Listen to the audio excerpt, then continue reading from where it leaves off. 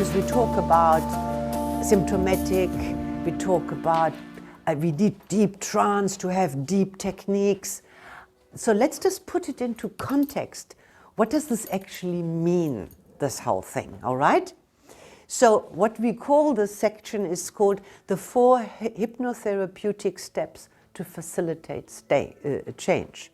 You don't really need to read anything or make notes on this. We're going to revisit that when we do parts therapy.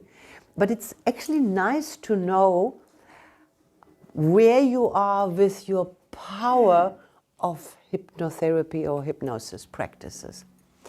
And just a little reminder that Albert Schweitzer was actually is so supportive of our hypnotherapy without even his knowing, because he says within every patient or client there is a doctor, there resides a doctor, all right? And we as physicians or we as therapists or practitioners, we at our best when we put our client in touch with their inner doctor. And this is basically what we do. Somebody should tell my doctor that. Yeah, but it's nice to know that one of the great minds is supporting our philosophy. All right, so the answers to a client problems can be found within the inner mind of the client. So client-centered hypnotherapy is what we are all about. And that also, when you had a statement like that from somebody in the wrong hands, it can do wrong. No, it can't when it's client-centered. Because we don't ever give the client something that they didn't express that they wanted. Because remember, we don't diagnose, we don't treat, and we don't prescribe. When we do give our medicine, the post-hypnotic suggestion, it contains only what the client told us they want. So how can that go wrong unless the client did something wrong and wasn't clear or whatever? But it never comes from our mind. We don't make the decision on behalf of the client. That's the client-centeredness of that. That's why it's called CC1, CC2. It's client-centered. That's where it comes from, okay? So the scope of practice defines itself there. You are not finding a solution for your client. So when you start listening to somebody's problem, I could well imagine that normally your head is racing. How can I solve this? What can I say for the client to be soothed or resolve the problem? That's not your job. Your job is to ask good questions, to extract from the client. And sometimes you think, oh, is that what the client wants? I would want something completely different. But it's not for you to decide. It's the client's decision. It's true client-centeredness. So I want you to look at this thing here, this quadrant. Let's just look at that. So these are the 4 sides of a holistic, wholesome hypnotherapy session. So at the top, it says suggestion and imagery. Right? What is meant by suggestion and imagery? Okay? Or imagine 3 steps and we're going down and you're going to be very relaxed down there. That's imagery. Give pain a shape. Give the pain a shape. It's imagery. Absolutely. Now, what kind of suggestion are we talking about? You're doing it in the induction. You're doing it all the time. Indirect or direct? No, it doesn't matter. But what do we mean by suggestion and imagery? Imagery we defined. It's anything that lets the client imagine something. You guide or you give the client something and they make an image out of it. However they do this in their head. Right? So imagery is one aspect that is in our toolbox. And another thing in our toolbox is a huge amount of suggestions. Different kind of suggestions. Yes. Sorry, what? To relax. So as your hand starts resting on the cushion, you notice that you go deeper and deeper. That's a suggestion. Inferred suggestion? It doesn't matter what they're called for this point in time. You know, I'm not so much on labels. You know, as long as you know how to use it is far more important to me. But you're using suggestions all the time. The way, even like here, I'm standing, so I'm the authority. That's a suggestion. Me reaching out, doing like this is a suggestion. Me, oh, sorry. It's a suggestion. Right? So we're using it all the time. There's one particular suggestion that is particularly powerful. The post-hypnotic suggestion. Okay. So we're clear. This is tools we have in our toolbox. Suggestion and imagery. Right? So you can see this is only one side of the quadrant. This is not a complete story or complete hypnotherapy session, because we're coming to this side, and what we're doing here, never mind how, is we discover the cause. So how many causes have you discovered, seeing that you're more in the halfway of your first qualification? How many courses have we discovered? Could be With your clients?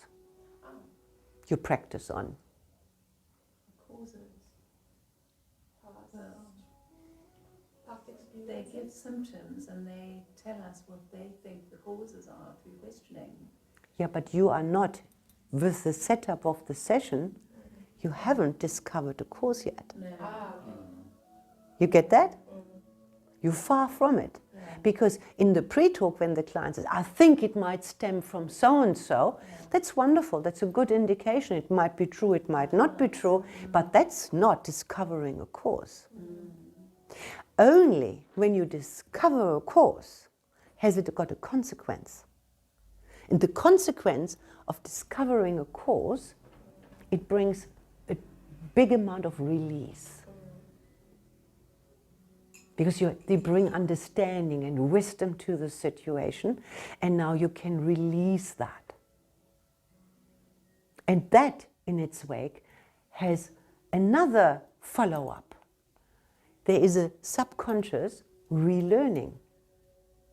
So if I understand my cause and I can release it, that means my programming will change. Make sense? Yeah. None of that have you actually touched on yet. And then when you look at the top part, you will see that there is an arrow to the right and an arrow to the left. You see that? It's because we're starting a session with suggestion and imagery. Then we discover the cause, we have the release, we have subconscious relearning, and then we finish off with suggestion and imagery. Can you remember, more or less, we haven't talked about it today, what kind of suggestion and imagery we're using towards the end of the session? The post-hypnotic suggestion, and what kind of imagery do we use towards the end of the session? Seeing their best self, or like a halfway version, and then their... The partial and full future integration. Absolutely. Right.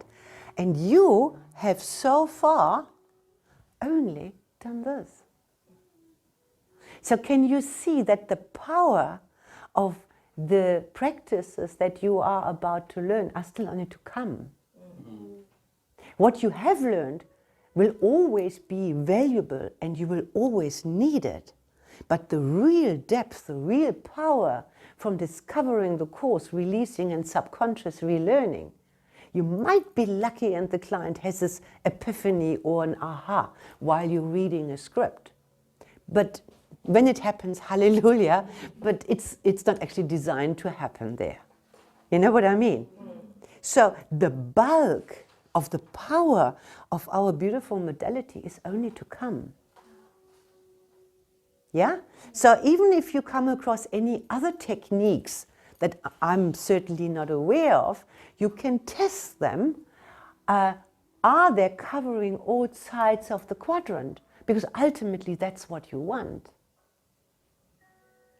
You are in the phase where you are preparing the client to do the full program. Because if you have a client that's not deep enough in trance, they won't be able to discover the cause. And if they're not discovering the cause, the two subsequent sides cannot happen. Ever use this? This is just to give you the philosophy behind that you put this in a perspective. Where am I? What have I learned? All the things that you've learned. What am I able to do with my client? And I'm just getting you super excited that this is incredibly valuable and you will be using it all the time. But there is so much more powerful stuff to come. And that happens. Sometimes what we believe is a trauma is just a misunderstanding. Okay? We had somebody who fainted seeing a drop of blood. Why? We regressed her, and the mother was bleeding severely when she gave birth. And the baby thought it hurt mother. Can you believe that? And of course, there's no conscious recollection of that, but the symptom is, I can't go and have blood drawn. I faint. Okay, so understanding the cause is either done through parts therapy, which I'm going to explain, but not now, or we regress to the actual event, and then we have an understanding. And then we can release this. It doesn't matter in the first place. So everything gets restructured in my subconscious. And as it gets restructured, my subconscious, a lot of other things can fall into place. Now I remember why I hung on to this boyfriend so much. Now I remember why, when my friend did this, it hurt so much. It all starts making sense now that it's all based on the original cause. It's like a domino effect. So the roots have been dealt with, so now the branches, all the other branches, they fall into place. Yes, and that's what we call integration. Yeah, because that can take time. And then the system, our nervous system and everything needs time to cope with this happy, good readjustment, healthy readjustment. That's what we call integration. Because it was a really traumatic experience for the baby based on wrong information, a wrong impression taken for real, and now everything changes. So the subconscious relearning can go a little bit back and forth. Oh, there's this, oh, there's this, oh, there's this. And even long after the session, the client says, this has also to do with that. Now I understand that. So the puzzle pieces come together. You see, what I wanted to demonstrate to you, with all the time that we're spending here and all the things that we learn, we still have the bottom of the iceberg is still hidden for us. And that's why it's so important to train the trance of the client now, because that is precisely why we need deep trance. All of this is then fairly easy, but this piece here, to discover the cause, needs deep trance, because you cannot consciously, usually, recollect it. You're going beyond the veil of forgetfulness and you relive an experience that you can consciously not remember. And for that you need deep trance.